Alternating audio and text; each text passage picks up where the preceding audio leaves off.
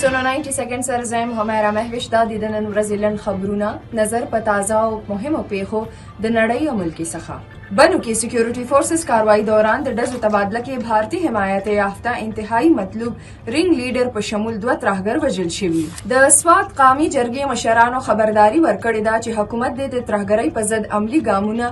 تیز کړي د عوام ځان او مال حفاظت دی باوري کړي او د دې مطالبه ونه منل شوې نو سوات سیویلین با په احتجاج مجبوروي لنډی کوتل هولډینګ کیمپ کې افغان وګړو له جعلي ټوکن ورکولو او په بهته اخیستو په ضد کاروایی دوران 14 ملزمان نیول شوي د افغانستان وحدت اسلامي پارټۍ رهنما او سپریم ریزسټنس کونسل مهم غړي محمد محقق ډیورن لاین د پاکستان او افغانستان ترمنځ په باضابطه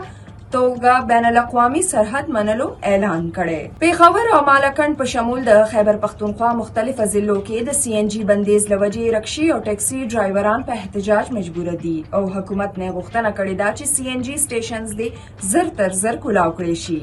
د خیبر پختونخوا حکومت په صوبه کې سوالګرۍ خاتمه د پاره اسمبلی کې ویګرنسي اکټ 2018 وړاندې کړي چې تر مخه سوالګرۍ جرم ګرځولې دین علاوه پولیس با د دوی بغیر وارنټ گرفتاری اختیار هم لري تر بلې لیدنې پورې په امان دلوي الله